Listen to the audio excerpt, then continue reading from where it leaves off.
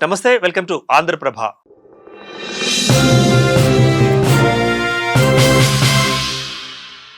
రాష్ట్ర మంత్రివర్గంలో ప్రక్షాళన జరగనుందా?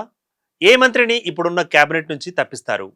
ఎవరిని కేబినెట్లోకి తీసుకుంటారు? ఏ ఏ శాఖలను మార్చబోతున్నారు? కొత్తగా ఎవరు ఏ మంత్రివర్గ శాఖల్లో ఛాన్స్ దక్కించుకున్నారు? ఊహాగానాలు కొనసాగుతున్న ఈ క్రమంలో ఏది నిజంగా మారబోతోంది? తీవ్ర ఉత్కంఠకు ఇక తెరపడనుందా? ఆ వివరాలను ఈ ఎపిసోడ్లో చూద్దాం.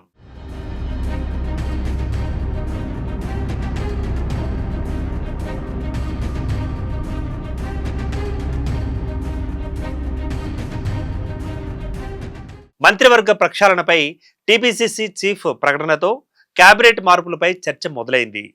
ఎవరినైనా తప్పిస్తారా లేదా శాఖలను మారుస్తారా అనే దానిపై ఉత్కంఠ నెలకొంది. ఇక తెలంగాణలో అధికార కాంగ్రెస్ ప్రభుత్వం ఏర్పడిన కొద్ది కాలంలోనే మంత్రివర్గ ప్రక్షాళనపై జోరుగా చర్చ మొదలైంది.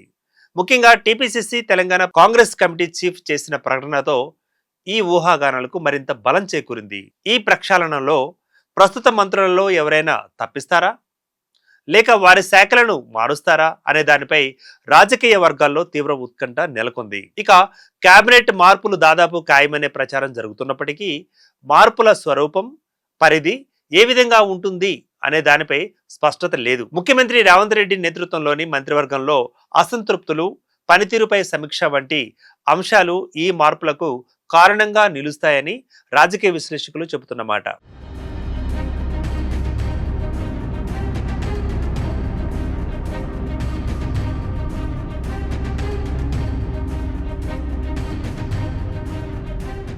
ఇక ఈ మంత్రివర్గ మార్పుల నేపథ్యంలో కొత్తగా ఇద్దరిని మంత్రివర్గంలోకి తీసుకుంటారన్న ప్రచారం కూడా ఊపందుకుంది.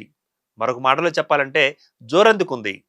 రాష్ట్రంలో రాజకీయ సమీకరణాలు, సామాజిక వర్గాల ప్రాతిపదికన ఈ కొత్త మంత్రులు ఎవరో అనేది ఇప్పుడు ఆసక్తికరంగా మారింది. ఇప్పటికే కాంగ్రెస్ పార్టీలో సీనియర్ నేతలు, గతంలో కీలక పదవులు నిర్వహించిన మల్రెడ్డి, కోమటిరెడ్డి రాజగోపాల్ రెడ్డి వంటి వారు మంత్రి పదవిని ఆశిస్తున్నారు. వీరు పార్టీకి చేసిన సేవలు, నియోజకవర్గాలలో వారి బలం దృష్ట్యా వీరికి ఛాన్స్ దక్కుతుందనే అంచనాలు ఉన్నాయి.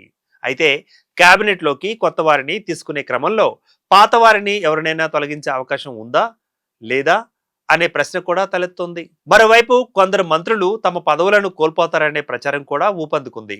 ఈ నేపథ్యంలో మంత్రులు పొన్నం ప్రభాకర్, సీతక్క లేదా కొండ సురేఖలను తొలగిస్తారు అన్న ప్రచారం కూడా జరుగుతున్నప్పటికీ ఈ వార్తలను పార్టీ ముఖ్య నాయకులు ఖండించారు. ఉదాహరణకు మహేష్ కుమార్ గౌడ్ ఇటువంటి ప్రచారాలు కేవలం ఊహాగానాలేనని కొట్టిపారేశారు.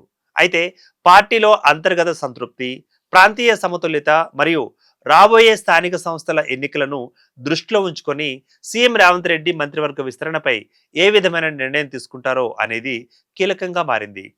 ఈ ప్రక్షాళన కాంగ్రెస్ ప్రభుత్వ పాలనకు కొత్త ఉత్తేజాన్ని ఇస్తుందా లేదా అంతర్గత కలహాలకు దారితీస్తుందా అనేది వేచి చూద్దాం.